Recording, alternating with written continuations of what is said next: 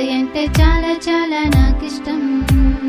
Doraemon కన్నా మోటు పతులు కన్నా యేసయ్యంటే చాలా చాలా నాకిష్టం. డోరేమాన్ కన్నా మోటు పతులు కన్నా యేసయ్యంటే చాలా చాలా నాకిష్టం. అంతా ఇంత కాదు, చాలా చాలా ఇష్టం. యేసయ్యంటే చాలా చాలా నాకిష్టం.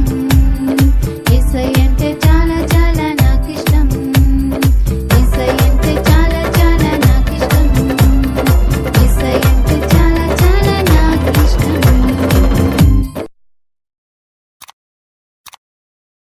పరిశుద్ధ గ్రంథంలో యేసుక్రీస్తు వారు ఒక పెద్ద కొండ మీద నుంచొని ప్రపంచానికి ఆశీర్వాదకరమైన మాటలు చెప్పాడు. ఆ మాటల్లో కొద్ది మాటలు మీతో పంచుకుంటా. కొద్ది మాటలే, ఎక్కువ మాటలు కాదు. నిజంగా ఇంత ధన్యత ప్రభు మనకు దొరికింది. దేవుడిచ్చిన ధన్యత అది. ఆ పెద్ద కొండ మీద చెప్పినటువంటి మాటలు ఏంటి? ఆ మాటలు అని మనం చూసినట్టయితే దాని ద్వారా ఎంతో మంది దీవించబడ్డారు, ఎంతో మంది ఆశీర్వదించబడ్డారు.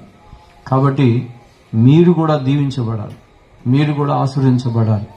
ఒక్కొక్కరు మీరు 1000 మందిగా మారిపోతారు. గట్టిగా చెప్పండి. ఏం చెప్పారు? ఆమీన్ చెప్పారా? పోవాయని చెప్పారా? ఆమీన్ అని చెప్పారా? దేవునికి స్తోత్రం. ఒక్కొక్కళ్ళు మీ ఇంట్లో వాళ్ళందరూ, ఈ మీటింగ్కి వచ్చిన వాళ్ళందరూ కూడా ఇక నుంచి మీ కుటుంబంలో ఉన్న వీళ్ళందరూ కూడా రక్షణ పొందుతారు. దేవుడు అద్భుతమైన కార్యం మీ కుటుంబంలో చేయబోతా ఉన్నాడు.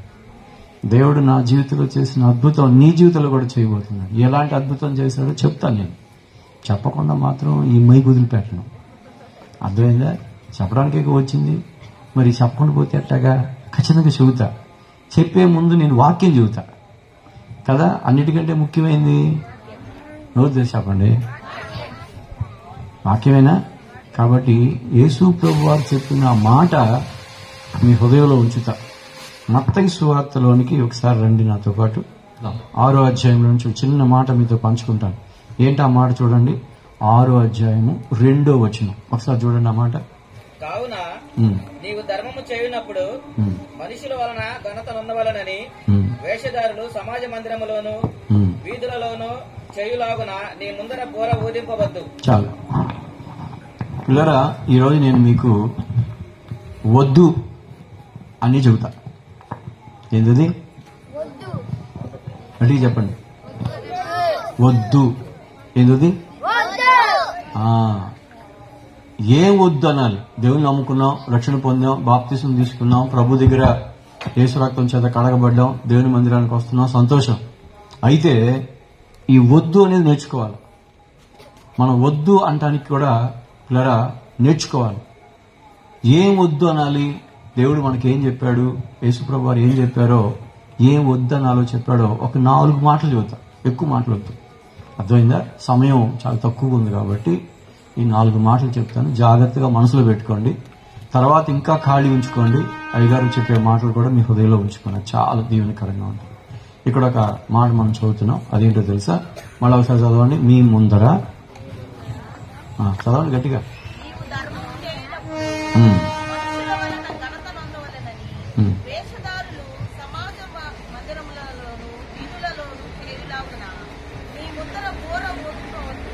అందరూ చెప్పండి. మీ ముందర బోర ఊదించుకొనవద్దు. మీ ముందర బోర ఊదించుకొనవద్దు. పిల్లరా, ఈరోజు చాలా మంది జీవితాల్లో దేవుని బిడ్డల్లో గుర్తుపెట్టుకోండి, దేవుని బిడ్డల్లో బోర ఊదించుకునే మనస్సు వస్తుంది. బోర ఊదించుకోవడం అంటే ఏంటి? వాళ్ళ గురించి గొప్పగా చెప్పుకోవడం. రాజకీయ నాయకులు వస్తున్నారంటే పలానా వాళ్ళు గొప్పవాళ్ళండి, పలానా అట్లా ఉన్నారండి, ఇట్లా ఉన్నారండి అని చెప్పుకుంటా ఉంటారు. కొంతమందికి భలే ఇష్టం అది. వాళ్ళ గురించి వాళ్ళు పొగడటం అంటారు. పొగడతలంటే ఇష్టం. సంఘంలో నన్ను పొగడాలి, ప్రజలందరూ నన్ను పొగడాలి అని వాళ్ళు పొగడత కోసం ఆలోచిస్తారు. ప్రియ సహోదరుడా, యవనస్తుడా, విను, ఒక మాట చెబుతున్నా. మీరు పొగడతలను మీరు ఎప్పుడు కోరుకుంటారో అప్పుడే దెయ్యం నీలోకి వచ్చింది. జాగ్రత్త, పొగడతలను కోరుకోవద్దు. అందుకనే ప్రభువారు మనకు ఫస్ట్ వద్దు చెప్పే మాట ఏంటంటే, నీ ముందర పలకండి బోర ఊదించవద్దు. ఒకసారి పౌలు సేవకులు వెళ్తా ఉంటే ఒక అమ్మాయికి దెయ్యం పట్టింది. ఆ దెయ్యం పట్టింది. ఏ దెయ్యం? ఆమె పేరేం తెలుసా? పుతోన్. పలకండి, పుతోన్ అనే దెయ్యం. ఆమె ఏం చేసిందంటే, సర్వోన్నతులైన కుమారులు మీరు, దేవుని సేవ చేస్తున్నారు మీరు, అది ఇది అని చెప్తా ఉంది. అప్పుడు ఆ సేవకులు ఏం చేశారంటే నోరు మూపిచ్చేశారు. ఆపు, నువ్వు ఆపు. వాళ్ళు చెప్పింది వాస్తవమే. ఆ పుతోన్ అనే దెయ్యం చెప్పింది వాస్తవమే. గొప్పవాళ్ళు వాళ్ళు, సేవకులు, సువార్త ప్రకటించేటువంటి వాళ్ళు గొప్పవాళ్ళు. అయినా వాళ్ళు ఏం చేశారంటే ఆపేశారు. ఆపు అని. ఈరోజు చాలా మందికి దేవుని బిడ్డలారా మనలో ఎలాంటి మనసు వస్తుందంటే, నన్ను పొగిడితే బాగుంది, నన్ను పొగిడితే బాగుంది, నన్ను గొప్ప చెప్తే బాగుంది, నేను ఈ మైక్ ఇచ్చానుగా కాబట్టి అందరి ముందు నా మైక్ ఇచ్చాడని చెప్పాలి, నేను ఒక డొక్కు ఫ్యాన్ ఇచ్చానుగా కాబట్టి ఆ ఫ్యాన్ నా గురించి చెప్పాలి, ఈ పలానా ఆయన ఫ్యాన్ ఇచ్చాడు. ప్రియా దేవుని బిడ్డలారా జాగ్రత్తగా వినండి. ఒకవేళ నా మాటలు మిమ్మల్ని గుచ్చుకోవచ్చు, బాధ పెట్టచ్చు, అయినా పర్వాలేదు, చెప్పమంది చెప్తున్నాను. దయచేసి ఎప్పుడు కూడా మీరు బోర ఊదించుకోవద్దు. అసలు కుడి చేతితో ఇచ్చేది ఎవరికి తెలియకూడదంట? ఎడం చేతికి తెలియకూడదు. అలాగ మీరు ధర్మం చేయండి అంటున్నాడు ప్రభు. ఈరోజు చాలా మంది మనం ఏం చేస్తున్నామంటే గొప్పలు చెప్పుకుంటాం, ప్రభు గురించి చెప్పకుండా మన గురించి మనం చెప్పుకుంటున్నాం. నేను అట్లాగా, నేను ఇలా చేశాను, ఇట్లా చేశానని. ప్రియా దేవుని బిడ్డలారా జాగ్రత్త, వద్దు. మనం ఎప్పుడు కూడా మనం బోర ఊదించుకోవద్దు. కొంతమంది ఏం చేస్తారంటే, మా అలాంటి సేవకులు వచ్చేటప్పుడు మా సేవకులు ముందెళ్ళి ఇంకొకటి వచ్చి చెప్పాలి, ఫలానా ఇంటర్నేషనల్ స్పీకర్ అండి, అదండి ఇదండి, అట్లా చేశారండి ఇట్లా చేశారండి అని. నో ప్రియమైన దేవుని బిడ్డలారా, ఎప్పుడు మనము దేవుని తప్ప, మన ప్రభువుని తప్ప ఇంకెవరిని గణపరచొద్దు. దేవుణ్ణి గణపరిచే బిడ్డగా మనం ముందుగాక. అందుకని ఇక్కడ చెప్తాను, మీ ముందర బోర ఊదించుకోవద్దు, బోర ఊదించుకోవద్దు. చాలా మంది అంటారు, వాళ్ళు వంటలు చేస్తారు, ఆ వంటలు బాగున్నాయండి అని అడుగుతుంటారు. నా ప్రియమైన దేవుని బిడ్డలారా మళ్ళా చెప్తున్నాను, చాలా షార్ట్ గా చెప్తున్నాను, జాగ్రత్తగా వినండి. ఎప్పుడు కూడా పొగడతలను ప్రేమించొద్దు, పొగిడేవారిని ప్రేమించొద్దు. కొంతమంది పొగడటం అంటే భలే ఇష్టం. ఎవరైనా నన్ను పొగిడితే చాలా బాగుంది, అబ్బా నువ్వు చాలా బాగున్నావమ్మా, నీ డ్రెస్ చాలా బాగుంది, నువ్వు అందంగా ఉన్నావు, అది ఇది అంటే పిల్లరా చాలా మంది ఏం చేస్తారు తెలుసా? ఆ పొగడతలకు పడిపోతా ఉంటారు. దయచేసి పొగిడే వారి దగ్గర కాదు నువ్వు ఉండాల్సింది, నిన్ను హెచ్చరించే వాళ్ళ దగ్గర నువ్వు ఉండాలి. నిన్ను ప్రేమించే వాళ్ళు నిన్ను హెచ్చరిస్తారు, గద్దిస్తారు, నిన్ను సరైన రూపులో దిద్దుతారు. కాబట్టి దేవుని బిడ్డలైన మనం ఎప్పుడు కూడా పొగడతల కోసం పరిగెట్టకూడదు. లోకస్తులు అలా పరిగెడతారు, లోకస్తులు అలాగా పరిగెట్టి పొగడతల కోసం ఎదురు చూస్తూ ఉంటారు. నన్ను పొగిడితే బాగుండు, నన్ను పొగిడితే బాగుండు, గొప్ప చెప్తే బాగుండని. ప్రియా దేవుని బిడ్డలారా మనం ఎప్పుడు కూడా దాగి ఉందముగాక. పలకండి, ఎలాగెలాగా దాగి ఉండడం అంటే ఏంటి? నేను కనపడకూడదు ప్రభా, ఎవరు కనపడాలి? మీరు కనపడాలి ప్రభా. కొంతమందికి అందరి ముందు పాటలు పాడాలనుకుంటారు, పాటలు పాడు, కానీ అందరి ముందు కాదు మనం చేయాల్సింది. ప్రియ సంగమా జాగ్రత్తగా వినండి, ఇలాంటివన్నీ మనం చాలా జాగ్రత్తగా ఉండాలి. పుతోన్ అనే దెయ్యం పొగిడే దెయ్యం. ఈరోజు పొగిడే దెయ్యం నీలో ఉందేమో. ఈరోజు మనుషులు ఏం చేస్తారంటే వాళ్ళ అవసరాల కోసం వాళ్ళ దగ్గరికి వెళ్ళి పొగుడుతారు. అయ్యా బ్రదర్ మీరు అలాంటి వాళ్ళండి, అట్లా మంచి వాళ్ళండి, ఇట్లా మంచి వాళ్ళని చెప్పి వాళ్ళ అవసరాలు తీర్చుకుంటా ఉంటారు. అందుకనే ప్రభువారు మనకు చెప్తున్న మాట ఏంటంటే, మీ ముందర ఏం చేయొద్దు, బోర ఊదించుకొనవద్దు అని చెప్తున్నారు. గుర్తుపెట్టుకోండి, 4 మాటలు చెప్పి ముగిస్తాను. 1, బోర ఊదించుకొనవద్దు. అందరూ పలకండి. నీ గురించి గొప్ప చెప్పేవాళ్ళు ఎవరైనా ఉంటే దయచేసి అపవాది ఎక్కడి నుంచి వస్తున్నారని గుర్తుపెట్టుకో. అమ్మా అది కాదు నాకు చెప్పాల్సింది, నాలో ఏదైనా తప్పులు ఉన్నాయా, నాలో ఏదైనా ఆయాస్కరమైన మాటలు ఉన్నాయా, అది చెప్పు, నేను దిద్దుకుంటా, నేను సరి చేసుకుంటా అని ప్రభు దగ్గర మనం వేడుకోవాలి. అంతేగాని మనం గొప్ప చేసుకోకూడదు. 2వ విషయం అక్కడే రాసింది చూడండి, మత్తయి సువార్త 6:5 చూడండి ఒకసారి. మత్తయి సువార్త 6:5 ఏమని రాసింది? మరియు మీరు ప్రార్థన చేయనప్పుడు వేషధారుల వలె ఉండవద్దు, వేషధారుల వలె ఉండవద్దు, వ్యర్థమైన మాటలు ఉచ్చరించవద్దు అని చెప్తున్నారు. 2వది ఇది, మనం ప్రార్థన చేయాలి. దేవుని బిడ్డలు మనం ఎప్పుడు కూడా మనం ప్రార్థన చేసే బిడ్డలుగా మారిపోదాము గాక. ప్రార్థన చేసేటప్పుడు వేషధారుల వలె ఉండవద్దు అంటున్నాడు. 2వ వద్దు చెప్తున్నాడు అక్కడ. మొదటిది బోర ఊదించుకోవద్దు. మీ గురించి గొప్పలు చెప్పుకోవడం ఇవన్నీ వద్దు. కొంతమంది స్టేజ్ ఎక్కారంటే చాలు వాళ్ళ గురించి వాళ్ళు చెప్పుకోండి, మేము ఎలాంటి వాళ్ళు తెలుసా, మా గొప్పతనం ఏంటి, మా కులం ఏంటో తెలుసా, నేను ప్రార్థన చేస్తే అలా జరిగింది తెలుసా, ఇలా జరిగింది తెలుసా అని ఎప్పుడు చూసినా గొప్పలు చెప్పుకుంటూ ఉంటారు. అదొద్దు. రెండో విషయం, ప్రార్థన చేయనప్పుడు ఎలా ఉండొద్దు, వేషధారుల వలె ఉండదు. కొంతమందికి పిల్లరా మైక్ ఇస్తే భలే ప్రార్థన చేస్తారు. ఏమిస్తే మైక్ ఇస్తే వాళ్ళు ఒంటరిగా ఉన్నప్పుడు ప్రార్థన చేయరు, కనీసం మోకరించరు. నేను వీళ్ళకి ఒక పేరు పెట్టా, ఏం తెలుసా, వీళ్ళు అన్నం తినేవాళ్ళు ఏమవుతారు, బకాసురులు అవుతారు. బకాసురులు అన్నం బాగా ఎక్కువ తింటా ఉంటారు, ఎప్పుడు చూసిన వాళ్ళకి భోజనం భోజనం భోజనం అంటుంటారు. కానీ ఈ మైక్ ఇస్తేనే ప్రార్థన చేస్తారు. కొంతమంది మామూలుగా ప్రార్థన చేయరు, ఒంటరిగా వీళ్ళు ప్రార్థన చేయరు. వీళ్ళు ఏమనుకుంటున్నారంటే మైకాసురులు. వీళ్ళు ఏసురులు మా ఇటు చూడాలి, ఏసురులు మైక్ ఇస్తేనే వీళ్ళు పాటలు పాడతారు. మామూలుగా పాటలు పాడరు. ఇంట్లో కూర్చొని కుటుంబ ప్రార్థన చేద్దామంటే అప్పుడు పాటలు రావు, అప్పుడు దేవుని స్తుతించరు, ఆరాధించరు. వీళ్ళకి మైక్ ఇవ్వాలా, స్టేజ్ వేయాలా, స్టేజ్ మీద కూర్చోబెట్టాలా. వాళ్ళు అడుగుతారు కూడా, నాకు నన్ను స్టేజ్ మీద నన్ను పిలవలేదు, నాకు పాస్టమ్మా ఇవ్వలేదు. ప్రియా దేవుని బిడ్డలారా, ప్రేమతో మనం చేస్తున్నాం, దయచేసి వినండి. ప్రార్థన చేయనప్పుడు వేషధారుల వలె ఉండదు. వేషధారులు అంటే ఏంటి, లోపల ఒకటి పైన ఒకటి. మా చిన్నప్పుడు మేము కిటికీలో నుంచి చూసేవాళ్ళం, పులి వచ్చి ఎగురుతూ ఉండేది. పులి ఎగురుతుంటే మేము అనుకునేవాళ్ళం పిల్లలంతా, పులి వచ్చిందిరా మన ఇంటికి, పులి వచ్చిందిరా మన ఇంటికని. చూస్తా ఉంటే సరే ఆ చూసేసరికి మజ్జిగ తినేది ఆ పులి. మజ్జిగని ఎలా తింటుంది పులి అని మాకు డౌట్ వచ్చేది. అప్పుడు అమ్మ చెప్పేది, అది పులి కాదురా, పులి వేషం వేసుకున్న ఒక మనిషి. ఇప్పుడు రావట్లేదు జనరల్ గా, ఆ దినాల్లో వచ్చేది పులి వేషం వేసుకుని డంగరడక్క డమ్ అని ఎగురుతూ ఉండేవాడు. పులి వేషం వేసుకునేవాళ్ళు అనమాట. ఈరోజు చాలా మంది యేసు ప్రభువు నమ్ముకున్నానని వేషం వేస్తున్నారు. మంచిగా తెల్ల బట్టలు వేసేసుకోవడం, లేకపోతే మంచిగా ముసుగేసేసుకోవడం. ప్రైజ్ బ్రదర్ అన్నారు. పాపం మాత్రం వాళ్ళ జీవితంలో ఉంటూనే ఉంది. వాళ్ళ జీవితంలో దేవుణ్ణి విడిచిపెట్టేశారు, ప్రార్థన విడిచిపెట్టేశారు, వాక్యం విడిచిపెట్టేశారు, మందిరానికి రారు, కానీ లోక సంబంధమైన జీవితాన్ని జీవిస్తా ఉన్నారు, వేషధారణ జీవితం జీవిస్తున్నారు. పిల్లలు ఒక మాట చెప్తాను, ప్రభు వేషలకైనా పరలోక రాజ్యంలో స్థానం ఇస్తాడంట, కానీ వేషధారులకు పరలోక రాజ్యంలో స్థానం ఇవ్వడు. జాగ్రత్తగా ఉండాలి. ప్రభువా, నేను వేషధారుని వల్లే ఉండకూడదు, నన్ను క్షమించి ప్రభువా, నేను నీ బిడ్డగా ఉండాలి ప్రభు అని కోరుకోవాలి, యథార్థంగా ఉండాలి ప్రభు అని కోరుకోవాలి. యోబు గురించి చెప్తా ప్రభు ఒక మాట అంటాడు, యోబు యథార్థవంతుడు. పలకండి, నోట్లో అబద్ధాలు చెప్పలా, ఎప్పుడు యథార్థంగా ఉన్నాడు. ఎన్ని కష్టాలు ఎన్ని బాధలు వచ్చినా కూడా యథార్థంగానే ఉన్నాడు. వాళ్ళ ఆవిడ అంటుంది, ఇంకా యథార్థం విడిచిపెట్టక చచ్చిపోవచ్చు కదా నువ్వు అంటుంది. ప్రియ దేవుని బిడ్డలారా, మనం వేషధాలుగా ఉండకూడదు. కొంతమంది అక్కడ దాకా వచ్చేటప్పుడు ఇట్లా బొట్టు పెట్టుకుంటారు, ఆ తర్వాత తీసేస్తారు. ఎక్కడికి వచ్చేటప్పుడు చెప్పండి, చర్చికి వచ్చేటప్పుడు, ఆ తర్వాత మళ్ళా పెట్టుకుంటారు. ఎందుకలాగా?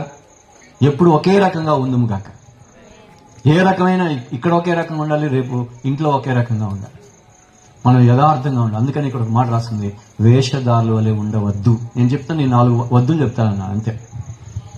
ఒకటి చెప్పండి, పలకట్లా, నువ్వు చెప్పొద్దు అంటున్నాను నన్ను, వెళ్తాలేమ్మా, చెప్తే వెళ్తాను. మొట్టమొదటి ఏంటి, బోర ఊదించవద్దు. బోర అంటే మన గురించి మనం గొప్పలు చెప్పుకోవడం వద్దు. కొంతమంది ఎప్పుడు గొప్పలు చెప్పుకోండి, నేనెంతో తెలుసా, నీ మాటలు ఎన్ని తెలుసా, మా అబ్బాయి ఎక్కడ చదువుతున్నా, వాడు అమెరికాలో ఏదో ఊడుతున్నాడు, అయినా మా అబ్బాయి అమెరికాలో ఉన్నాడు కదా అని గొప్పలు చెబుతా ఉంటారు. అవన్నీ వద్దు మనకి, అట్లాంటి బోర ఊదించవద్దు. రెండోది ఏంటి, పలకాలి, ఆ లాస్ట్లో చెప్పాలి, వేషధారుల వలె ఉండవద్దు. ప్రార్థనలో విస్తారంగా మాట్లాడుతూ ఉంటారు కొంతమంది, మాట్లాడుతూ ఉంటారు.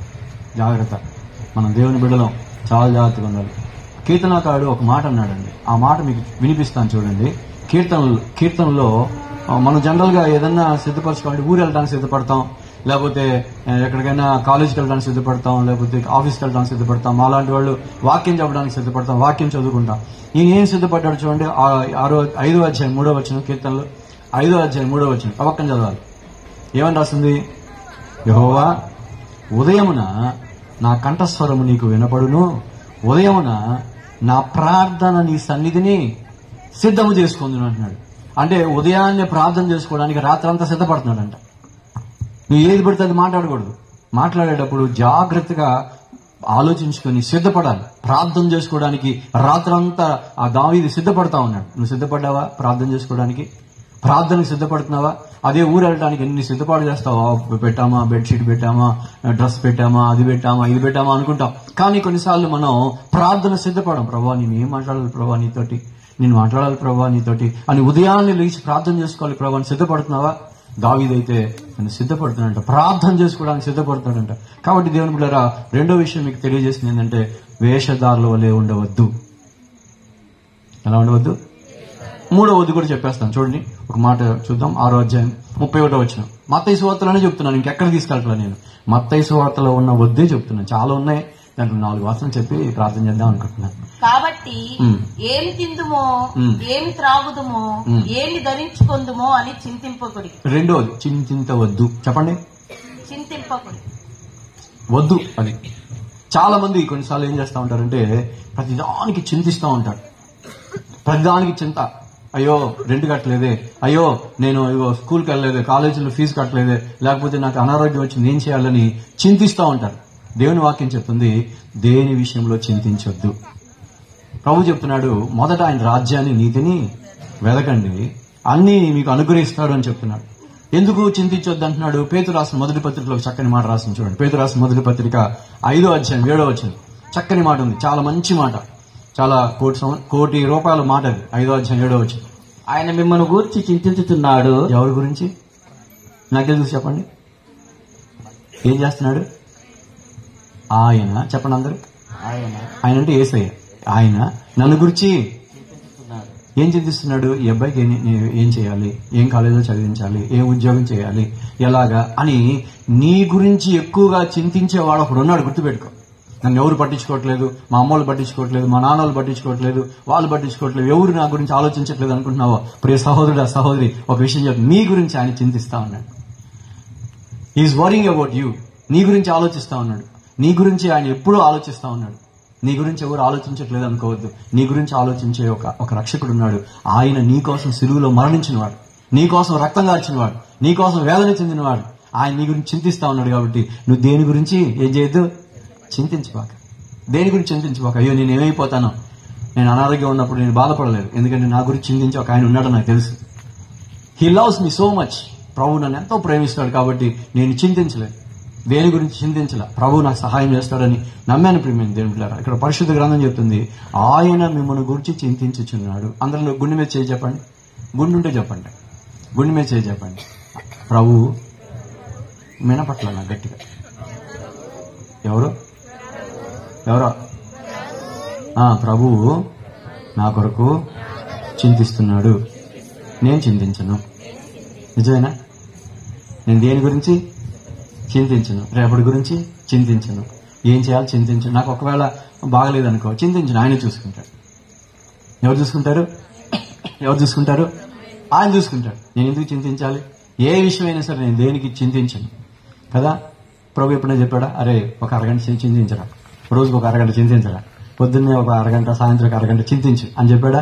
ప్రభు చెప్తున్నాడు దేని విషయం మీరు చింతించొద్దు. వద్దు చెప్పేసా. 3 వద్దు చెప్పాను. ఇప్పుడు ఒకటి ఏం చెప్పండి, మళ్ళా చెప్పండి. బోర ఊదించొద్దు. రెండోది వేషధాల వల్లే ప్రార్థన చేయొద్దు. మూడోది దేని గురించి మీరు చింతించవద్దు. చింతించారా? అయ్యో ఏమైపోద్దో అని చింతిస్తారా? చింతించటం వల్ల మూరెడు, అక్కడ రాసింది కదండి, మూరెడు ఏం చేయలేరంట, ఎత్తు చేసుకొనలేరు అని చెప్పాడు. నాలుగో వద్దు కూడా చెప్పేసి మీరు నన్ను వద్దు అనే అనకముందే నేను బయలుదేరతాలే, సరేనా? 4వది ఏందో తెలుసా? అదేంటి చూడండి మరి మత్తయి సువార్త 6వ అధ్యాయము 19వ వచనం. Let's turn to Matthew 6:19. ఏం రాసిందో చూడండి. మీ కొరకు ధనము కూర్చుకొనవద్దు. అది ఏంటంట? మీ కొరకు ధనము కూర్చుకొనవద్దు ప్రభు చెప్తున్నాడు. దేవుని బిడ్డలైన మనకి 4వ వద్దు ఏం చెప్తున్నాడంటే మీరు ధనము కూర్చుకొనవద్దు. ఈరోజు చాలా మంది ఏం చేస్తున్నామంటే డబ్బులు దాచిపెట్టుకుంటున్నాం. డబ్బులు దాచిపెట్టుకోవడం, ఈ లోకల్ బంగారం దాచిపెట్టుకోవడం, వెండి దాచిపెట్టుకోవడం, పెద్ద పెద్ద స్థలాలు దాచిపెట్టుకోవడం, లేకపోతే ఆస్తులు దాచిపెట్టుకోవడం చేస్తున్నాం. పిల్లలు గమనించండి, మీ కొరకు ధనమును సమకూర్చుకోవద్దు అన్నాడు. అంటే దాచిపెట్టుకోవద్దా? గుర్తుపెట్టుకోండి, ఒక విషయం చెప్తున్నాను. మన కొరకు కాదు దాచిపెట్టుకోవాలి, కానీ మన కొరకు కాదు. ఎవరి కొరకు? దేవుని కొరకు దాచిపెట్టుకుందాం గాక. గట్టిగా చెప్పండి, ఎవరి కొరకు? ఒక ధనవంతుడు ఏమైపోయాడు తెలుసా? అనుకున్నాడంట, నా ప్రాణమా తినో, దమ్ బిర్యానీ చేశారు, తినో, అద్దినో ఇద్దినో అనుకున్నారు. నా ప్రాణమా తినము, నా ప్రాణమా తాగు, నా ప్రాణమా సంతోషించు, హ్యాపీగా ఉండు అన్నాడంట. ఆ రోజు రాత్రి ఏమైపోయాడు? ఏమైపోయాడనా? ఏమైపోయాడు నాకేం తెలుసు అంట. బైబిల్లో రాసింది, పరిశుద్ధ గ్రంథం రాసింది. ఆ రాత్రి అతనికి హార్ట్ అటాక్ వచ్చి ఏమైపోయాడు? చచ్చిపోయాడు. మంచోడే, బాగున్నాడు, అన్ని బాగున్నాయి, ఆరోగ్యం బాగుంది, సడన్ గా చచ్చిపోయాడు. దేవుని ద్వారా ఈ రోజు మనం బతికున్నామంటే దేవుని కృప, దేవుని దయ. చనిపోయాడు. అప్పుడు ప్రభువారు అంటున్నాడు, ఇదిగో వెర్రోడా, నువ్వు సంపాదించినవి ఎవరవుతాయి? నీ కొరకే సంపాదించుకున్నావు అవన్నీ. ఈరోజు చాలా మంది సంపాదించేది వాళ్ళ కొరకే. నేను తినాలి, నేను తాగాలి, నేను ఇల్లు కట్టుకోవాలి, నేను పెద్ద బిల్డింగ్ కట్టుకోవాలి, లేకపోతే ఒక పెద్ద పొలం కొనుక్కోవాలి, నా కొరకే. కానీ నువ్వు సంపాదించేది ఎవరి కొరకు సంపాదించాలి తెలుసా? దేవుని కొరకు. అందరు చేతులెత్తి చెప్పండి, దేవుని కొరకు. నువ్వు సంపాదించేది ఎవరి కొరకు? దేవుని కొరకు సంపాదించు. ఈ లోకంలో దేని సంపాదించుకోవడానికి ప్రయత్నించబాక. అందుకనే దేని కొరకు కూర్చుకోవద్దు అంటున్నాడు. ఈరోజు చాలా మంది కూర్చుకొని ఎన్ని ఆ డబ్బులన్నీ వేస్ట్ అయిపోతుంది, ఎవరికో ఇచ్చేసేస్తున్నారు, అవన్నీ ఎవరికో పోగొడుతూ ఉన్నారు. అందుకని పరిశుద్ధ గ్రంథం చెప్తుంది, దాన్ని మీరు కూర్చుకోవద్దు, ధనాన్ని కూర్చుకో, దానికోసం ప్రయాసపడద్దు, దానికోసం పరిగెత్తి ఏం తిందాం అని పరిగెత్తొద్దు. దేవుని కోసం కూర్చోండి. ప్రభా, డబ్బులు దాచిపెట్టుకుంటున్నాను, మంచిగా సహాయం చేయి. నాకు తెలిసిన ఒక సహోదరి ఉంది, నేను అక్కడ ఒక పెద్ద కొండల దగ్గరికి వెళ్ళాను, నీలమలై అని. అలాంటి స్థలంలో సేవ చేసే కృపను ప్రభు నాకు ఇచ్చాడు. ఒక ఆవిడ వచ్చింది, బాగా పాటలు పాడుతూ ఉంది, దాన్ని స్తుతిస్తూ ఉంది. ఒకరోజు, అయ్యా మా దగ్గరకు వచ్చి భోజనం చేయండి అండి. భోజనం చేయండి అంటే, ఏంటమ్మా ఇంటికి రమ్మంటారంటే, సరే వెళ్ళాం. నేను ఇంకో పాస్టర్ గారు అందరూ కలిసి వెళ్ళాం. ఆ ఇంటికి వెళ్ళాం, నీలగిరి కొండలో అనమాట. ఆమె ఇల్లు చూస్తే చాలా చిన్న ఇల్లు. మేము ఒక చిన్న వాహనంలో వెళ్ళాం. బాగా పైకి ఎక్కి అక్కడికి వెళ్తాం. ఆమె తెల్ల డ్రెస్ వేసుకొని లోపల కూర్చొని, మీకోసం ఎదురు చూస్తున్నాను అని. ఆమె మా కోసం చాలా కూరలు చేసింది, రకరకాలైన కూరలు, చికెన్ చేసింది, మటన్ చేసింది, ఇంకా రకరకాలు చేసి ఆ మంచం కింద పెట్టింది. చిన్న ఇల్లు కదా, మంచం కింద పెట్టింది, అన్నం చేసేసి. మీరు వస్తారని ఎదురు చూస్తున్నాం. మేము పొద్దున వస్తాం అనుకున్నా, మధ్యాహ్నం ఎప్పుడో వెళ్ళాం. అప్పుడు ఆమె చెప్పిన మాట ఏంటో తెలుసా? అయ్యా, నేను నెలంతా సంపాదించుకున్న డబ్బు మీకోసమే ఖర్చు పెట్టేస్తున్నాను. ఆ పక్కన ఆమె చెప్తుంది, మొత్తం డబ్బు దేవుని కోసమే ఖర్చు పెట్టేసింది, తనకంటూ ఏమి దాచిపెట్టుకోవట్లేదు. ప్రియ దేవుని బిడ్డలారా, ఈరోజు చాలా మంది ఏం చేస్తున్నారంటే, నా కొరకు అని ఆ డబ్బు దాచిపెట్టుకుంటున్నారు. అందుకని నీ కొరకు అవ్వట్లేదు. అది దేవుని కొరకు నువ్వు సంపాదిస్తే అది దేవుడిని ఆశీర్వదిస్తాడు. ఇది నా దేవుని కొరకు, నాకు ఇచ్చే డబ్బు దేవుని కొరకు అని మనం దేవుని వైపు మనం చూడాలి. ఈ లోకంలో ధనమును సమకూర్చుకోవద్దు, దొంగలు వచ్చి దాన్ని తీసుకెళ్ళిపోతారు. కాబట్టి దేవా, నేను నీ కోసం ఖర్చు పెడతాను, ఈ డబ్బులు దాచిపెడతాను. ఒక మీటింగ్, ఒక గ్రామానికి వెళ్ళి స్వార్థ ప్రకటించాలి ప్రభు.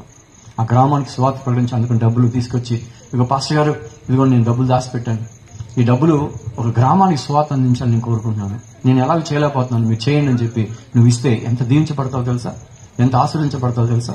కాబట్టి పరిశుద్ధ గ్రంథం చెప్తుంది, ఈ లోకంలో ధనమును ఏం చేసుకోవద్దు, కూర్చుకోవద్దు అని పరిశుద్ధ గ్రంథం చెప్తుంది. మనందరం కూడా దేవుని వైపు చూసి, ప్రభా, నువ్వు నాకు ఇచ్చిన ఈ యొక్క ప్రతిదీ కూడా నీకోసం నేను చూస్తాను ప్రభా అని చెప్పుకోండి. తప్పకుండా ప్రభు మనకు సహాయం చేస్తాడు. ఈ 4 వద్దులు మీరు గుర్తుపెట్టుకోండి, తప్పకుండా దేవుడు మిమ్మల్ని ఆశీర్వదిస్తాడు. ఏం చెప్పండి, మరొకసారి నాకు చెప్పండి.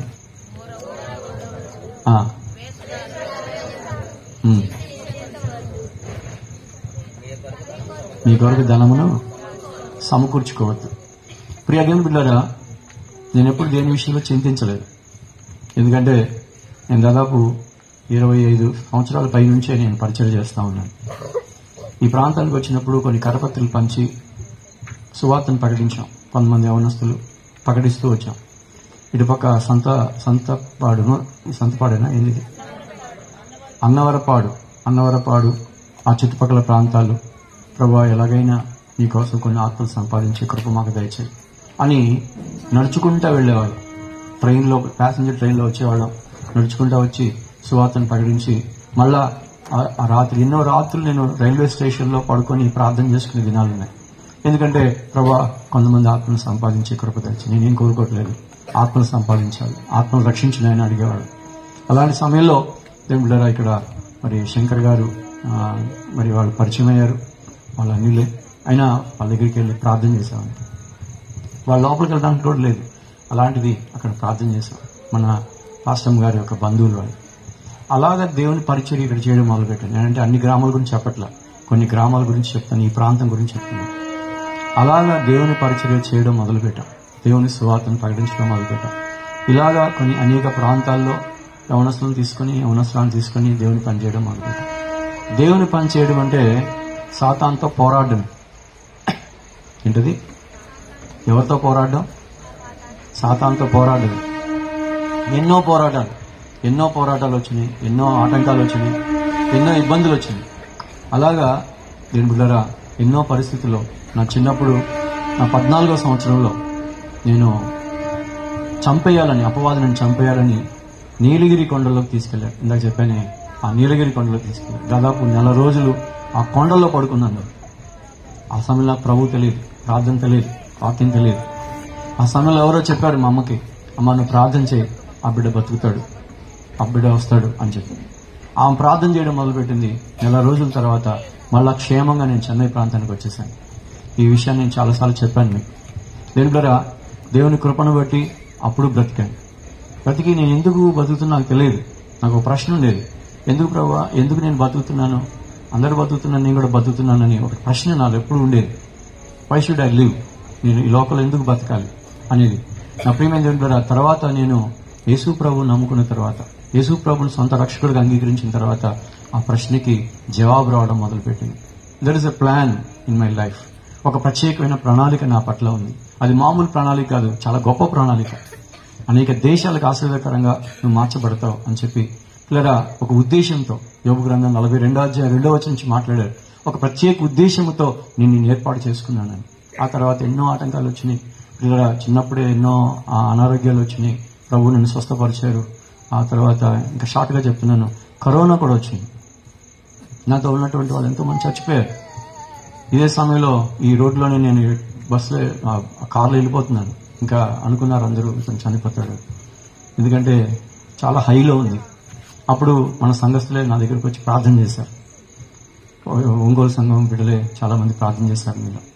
అలా ప్రార్థన చేసినప్పుడు నేను కనీసం నుంచోడానికి కూడా నాకు శక్తి లేదు, అలాంటి భయంకరమైనటువంటి పరిస్థితి. అప్పుడు చెన్నై తీసుకెళ్లిపోయారు.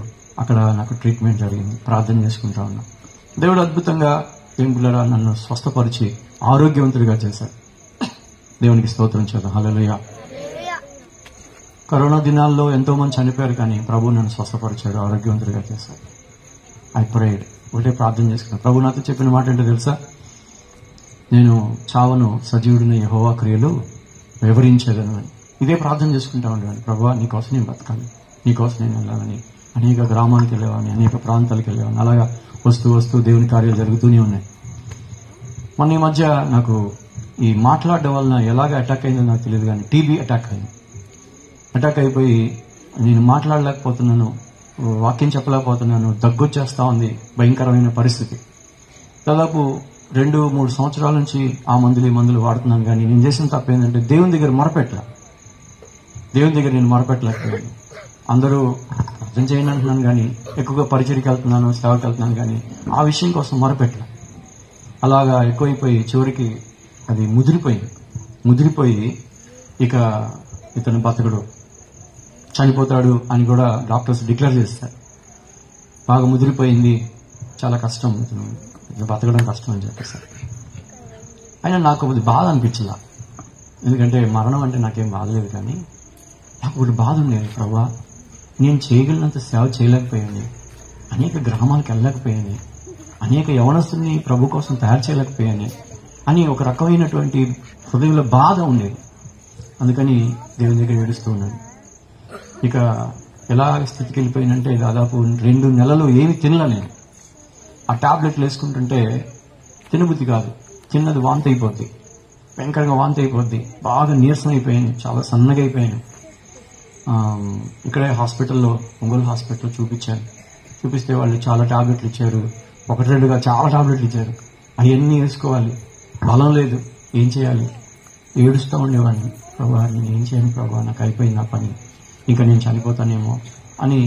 అయినా అట్లానే వెళ్ళేవాడిని పరిచర్యకి, అట్లానే పరిచర్యకి వెళ్ళేవాడిని. ఏదో నాకు చెప్పగలిగిన దేవుని వాక్యం చెప్పేవాడిని. అలాగే ఆ గ్రామాలకు వెళ్ళేవాడిని, అనేక కుటుంబాలకు వెళ్ళేవాడిని, ప్రార్థన చేసి మనసులో అనుకునేవాడిని, సరే ప్రభా నా చివరి దినం వరకు నీ పని చేస్తాను, ఒకవేళ నువ్వు పిలిస్తే ఓకే ప్రభా అనుకునేవాడిని. ఒకరోజు చిరాలు ఇంట్లో కూర్చొని ప్రార్థన చేసుకున్నాను, బాగా ఏడుస్తున్నాను, నా వల్ల కావట్లా, ఎందుకంటే లోపల గ్యాస్ ఎక్కువైపోయింది, ఆ లోపల చాలా నీరసంగా ఉంది, ఇలా పట్టుకొని నడవటానికి కూడా లేదు నాకు, ఇంకా అంత బలహీనం అయిపోయాను. ఎవరైనా వచ్చి పట్టుకుంటే వాళ్ళ మీద ఇలా పడిపోతాను, అంత భయంకరంగా నీరసంగా అయిపోయాను. ఆ సమయంలో ప్రార్థన చేసుకుంటా ఉంటే, ప్రభా నువ్వు నాకు సహాయం చేయి ప్రభా, నేనేం చేయగలను, నీకోసం నీ పని చేయాలి ప్రభా అని ఇదే ప్రార్థన చేస్తా ఉంటే సడన్ గా ఒక పెద్ద వెలుగు వచ్చేసింది అది. నమ్మండి, అదేంటంటే ద్వితీయోపదేశకాండం 7వ అధ్యాయం 15వ వచనం కనపడింది. ఎప్పుడు ఆ మాట నేను ఎక్కువ చదవలా, ఒకసారి ఎవరైనా చదవనమాట. ద్వితీయోపదేశకాండం 7వ అధ్యాయం 15వ వచనం ఏమని వచ్చిందో చదవ నాకు మాట. ఏమొచ్చిందంటే నీ యొద్ద నుండి సర్వరోగములను తొలగించి, అక్కడ ఒక మాట వచ్చింది నాకు వెంటనే, సర్వ రోగములను తొలగించి నీ వెరిగి ఉన్న ఐగుప్తులో ఉన్న కఠినమైన క్షయవ్యాధులన్నిటినీ నీకు దూరపరిచి. నాకు ఆ మాట అక్కడ ఉందని నాకు తెలియదు, అంతకుముందు చదువుకున్నాను, బైబిల్ చదువుకున్నాను, కానీ ఆ మాట అక్కడ ఉందని నాకు అంతగా అవగాహన లేదు. క్షయవ్యాధిని తొలగించి దూరపరిచి అనే మాట వచ్చింది, నాకు అర్థం కాల. రాత్రి నాకు ఎక్కడ లేని శక్తి వచ్చేసింది. ఆ వెలుగు చూసిన తర్వాత, ఆ వాక్యం చదివిన తర్వాత ఏంటిది వచ్చిందని చెప్పి మరలా అది చదువుతా ఉన్నాను. అది చదివిన తర్వాత అందరికి చెప్పాను, నా కుటుంబస్తులు కూడా చెప్పాను ఎలాగంటే, అందరూ కూడా సరే ప్రభు అద్భుతం చేయబోతున్నాడు, నీకు ఆశ్చర్యం చేయబోతున్నాడు అంటూ ఉన్నారు, కానీ వాళ్ళలో నమ్మకం లేదు. ఇక కొద్ది రోజుల్లో నేను పడిపోయాను, బాగా కోమా స్థితికి వెళ్ళిపోయాను. కొంతమంది ఫోటోలు కూడా తీశారు, నన్ను చూశారు. నన్ను చూసిన వాళ్ళు కొంతమంది ఏమనుకున్నారంటే హీఈస్ ద లాస్ట్ అయిపోయింది అనుకున్నారు. అలాగా హాస్పిటల్కి అక్కడ దగ్గర చిన్న హాస్పిటల్ తీసుకెళ్లారు. హాస్పిటల్ అన్నారు ఇతనికి హార్ట్ ప్రాబ్లం వచ్చేసింది, కిడ్నీ ప్రాబ్లం వచ్చింది, కిడ్నీలలో ఏమంటారండి క్రియాటిన్ ఏదో అంటారు. ఆ క్రియాటిన్ యొక్క లెవెల్ బాగా పెరిగిపోయింది. మనకు జనరల్గా 1.2 1.4 ఉండాలి. ఈ క్రియాటిన్ పెరిగిపోయి దాదాపు 7.2 7.5 దాకా వెళ్ళిపోయింది. ఇక బతకడం కష్టం అని ఆ డాక్టర్ డిక్లేర్ చేశారు. ఇక అందరూ ఏడుస్తున్నారు. కానీ నాకెక్కడో ఒక ఆనందం ఏంటో తెలుసా, నా దేవుడు వాగ్దానం చేసిన వాడు ఎలాంటి వాడు గట్టిగా చెప్పండి, నమ్మదగిన వాడు. ఆ మాట ఒకటే గుర్తుండిపోయింది నాకు ఇంకేది గుర్తులేదు. ద్వితీయోపదేశకాండం 7వ అధ్యాయం 15వ వచనం అదే మాట పట్టుకుని, ప్రభా ఐగుప్తు రోగం తీసేసి క్షయరోగాన్ని తీసేస్తాను, ఇవే ఒక అద్భుతం కార్యం జరిగించి ప్రభా అని ప్రార్థన చేశాను. అలా ప్రార్థన చేసుకుంటా ఉన్నాను. ఆ సమయంలో దేవుని సేవకులు శ్రీనివాసయ్య గారు కూడా నా దగ్గరికి వచ్చారు. ఐసీయూలో ఉన్నాను అప్పుడు. నేను వచ్చి ప్రార్థన చేశారు. నేను అప్పుడు ఆశపడ్డాను, ప్రభా అయ్యగారు ఎలాగైతే సేవ కలుపుతున్నాను నేను కూడా అలాగే వెళ్ళాలి ప్రభు, ఇంకే నాకేం ఆశలు లేవు, బిల్డింగ్ కట్టుకోవాలి, డబ్బులు కట్టుకోవాలి, ఏం ఆశలు లేవు, నాకు కూడా అయ్యగారు లాగా వెళ్ళాలి ప్రభా, అదే నా ఆశ, ఇంకేలేదు, సేవ చేయాలి, నీ సువార్త ప్రకటించాలి ప్రభా, నాకు సహాయం చేయి ప్రభా అని అడిగాను. అయ్యగారు కూడా అదే ప్రార్థన చేశారు. అదే ప్రార్థన చేసి నా దగ్గర నుంచి వెళ్ళిపోయారు. వెళ్ళిపోయిన తర్వాత నన్ను కిడ్నీకి తీసుకెళ్ళిపోయారు. ఇక్కడ పెద్ద రంధ్రాలు పెట్టారు. ఆ రంధ్రాలు పెట్టి డయాలసిస్ అన్నమాట. నా జీవితంలో డయాలసిస్ అంటే తెలియదు నాకు అసలు. అలాంటిది డయాలసిస్ పెట్టారు. డయాలసిస్ పెడితే నేనే బాధపడలేదు, ఎందుకంటే నా దేవుడు వాగ్దానం చేశాడు. అదేం చేస్తాడు ఆయన తప్పకుండా నెరవేరుస్తాడని నమ్మకంతో ఉన్నాను. దేవుడిని స్తుతించాను. ఆ రాత్రి డయాలసిస్ అంటే నాకు బాగా గుర్తుంది. అతనికి సుధీర్, అతనికి సువార్త చెప్పా. నా దగ్గరికి వచ్చిన వాడు సువార్త దాదాపు అందరికీ, వచ్చిన నర్సెస్కి, వచ్చినటువంటి వాళ్ళందరికీ దేవుని గురించి చెప్తా ఉన్నాను. వాళ్ళందరూ నాకు చూస్తున్నారు ఆశ్చర్యంగా, ఏంటి మాట్లాడుతున్నాడు, నీకే నిద్ర రావట్లేదా అన్నాడు. నాకు నిద్ర రావట్లేదన్నా. అది జరుగుతూ ఉంది. ఇలాగ దేవుని పని చేస్తా ఉన్నాను. దేవుని పని చేసి రాత్రి అంతా అలా జరిగింది. తర్వాత వాళ్ళు తీసేసిన తర్వాత డాక్టర్స్ వచ్చి చూద్దామండి, ఇంకా కొన్నిసార్లు పెట్టాలి, 5-6 సార్లు పెట్టాల్సి వచ్చిందేమో చూద్దామని చెప్పి మరుసటి రోజు వచ్చి డాక్టర్స్ చూసి వాళ్ళు ఆశ్చర్యపోయారు. వండర్ అనమాట. ఎలా వండర్ అయిపోయారంటే, మీకేం లేదండి ఇప్పుడు అంతా బాగా అయిపోయిందని చెప్పారు. ఒకసారి చెప్పలు కూడా దేవుని స్తోత్రం చెప్పండి. What's wonderful. అది జరగనే జరగదండి, ఇలాంటి అద్భుత కార్యం మీకు ఎలా జరిగిందని అన్నారు. నాకు తెలియదని నా ప్రభు నాకు సాయం చేస్తాను, ప్రభు నమ్ముకున్నానని చెప్పాను. వెంటనే ఆ దేవుడు స్వస్థపరిచాడు, ఆ క్రియాటిన్ తగ్గిపోయింది. వెంటనే ఆ రోజు పగలే 1.2 1.4కి వచ్చేసింది. ఆ తర్వాత నన్ను చెక్ చేశారు, ఒక 3 రోజులు ఉంచారు. 3 రోజుల తర్వాత నేను వెంటనే కిందకి దిగాను, నడుచుకుంటూ పోతున్నాను, అన్ని స్నానం చేశాను, నాకు నేను చేసేసుకుంటున్నాను. అన్ని చేసిన తర్వాత మీరంతా బాగున్నారు, వెళ్ళిపోండి అని చెప్పేసి ఇంటికి వచ్చేసాను. ఆ తర్వాత దేవుని పిల్లరా మెల్లమెల్లగా కోలుకున్నాను. నేనైతే బాగా బలహీనంగా ఉన్నాను, మాట్లాడడానికి కూడా బలం లేదు, ఫోన్ చేయడానికి కూడా బలం లేదు. కొంతమందికి ఫోన్ మాట్లాడుతుంటే మా పాప వాళ్ళు ఎవరో ఫోన్ చేసి మాట్లాడుతున్నారు, నేనైతే మాట్లాడడానికి కూడా లేదు, మాటలు రావట్లేదు. కానీ ప్రభు కృపను బట్టి దేవుడు నాకు మంచి శక్తినిచ్చాడు. చేతులకి స్తోత్రం చూద్దాం. ఈరోజు చక్కగా నుంచొని ఉన్నాను నేను. ఈరోజు చక్కగా ఇంకా గంటసేపు చెప్పమని చెప్తాను, కానీ నా వెనకాల సేవకులు ఉన్నారు కాబట్టి నేను ఆపుతున్నాను. ప్రియ దేవుని బిడ్డలు, అంత శక్తిని, అంత బలాన్ని ఇచ్చాడు దేవుడు, అంత ఆశీర్వాదం ఇచ్చాడు. దానికి కారణం దేవుని బిడ్డల యొక్క ప్రార్థన. నా కోసం చిన్న పిల్లలు కూడా ప్రార్థన చేశారని విన్నాను. సో వాళ్ళందరికీ నా హృదయపూర్వక వందనాలు. నేనేం చెప్పాలనుకుంటున్నానంటే, మన దేవుడు మంచి దేవుడు, నీకు ఎప్పుడు మంచి చేస్తాడు. ఆయన ఎప్పుడు నిన్ను వదిలిపెట్టే దేవుడు కానే కాదు. నువ్వు ఎలాంటి వాడమైనా సరే నేను వదిలిపెట్టడు. నన్ను వదిలిపెట్టలేదు, నిన్ను కూడా వదిలిపెట్టడు, నిన్ను కూడా విడిచిపెట్టడు. ఒకవేళ నీ జీవితంలో తప్పులు ఎన్నున్నా ప్రభు నిన్ను క్షమించి నిన్ను రక్షించి నీకు మేలు చేసే దేవుడిగా ఉంటున్నాడు. ఈ రాత్రి నీతో మాట్లాడతాడు. నేరుగా ప్రభువా నాతో సహాయం చేసినందుకు వందనాలు ప్రభు అని చెప్పండి. క్షేమంగా ఉన్నాను, మొన్న డాక్టర్ దగ్గరికి వెళ్ళి ఒకసారి చెకప్ అని చెప్పి వెళ్ళారు. చెకప్కి వెళ్దాం, సరే వెళ్దాం ఓకే అని చెప్పి వెళ్ళాను. వెళ్తే ఆ డాక్టర్స్ అన్నారు ఎవ్రీథింగ్ నార్మల్ అని చెప్పేశారు. ఇంకేం లేదు, ఇంకేం పర్వాలేదు, వెళ్ళిపోండి అన్నారు. అయినా మా ఇంట్లో కొంచెం భయం, ఎక్కడికి బయటకు పంపించింది. ఇప్పుడు కూడా పోరాడి వచ్చేసాను నేను. దేవుని పిల్లరా, దేవునికి స్తోత్రం చెప్తాను. ఎందుకంటే నా దేవుడు మంచి దేవుడు, మనకు సహాయం చేసేటువంటి వాడు. మనందరం దేవుని పని చేయడానికే దేవుడు ఎన్నుకున్నాడు. ఈ వాక్యం నువ్వు వింటున్నావంటే దేవుడు నేను ఎన్నుకున్నాడు. ఈ వాక్యం నేను ఇక్కడ చెప్పడానికి దేవుడు నన్ను ఎన్నుకున్నాడు. ఒక గొప్ప ప్రణాళిక నీ పట్ల నా పట్ల ఉంది. మనందరం మన గ్రామానికి, మన పట్టణానికి, మన దేశానికి ఆశీర్వాదకరంగా మారుదాం గాక. కాబట్టి మనం ఆశీర్వాదకరంగా మారాలి అంటే మనందరం చేయాల్సిన ఒకటే ఒక పని ఏంటంటే బాగా ప్రార్థన చేయాలి, దేవుని సన్నిధిలో మొరపెట్టాలి. దేవా నేను కూడా నీ సన్నిధిలో మొరపెడతాను. ఎప్పుడైతే ప్రార్థన చేస్తావో ప్రార్థన చేసే వాళ్ళకి జయం వచ్చింది. ప్రార్థన చేయకుండా ఏదో నామకార్థంగా ఉంటే మాత్రం నీకు జయం కాదు. ఏ విషయమైనా సరే దేవుని సన్నిధిలో ప్రార్థించాలి. ఒక్కసారి లేచి నుంచండి, చిన్న ప్రార్థన చేయాలి.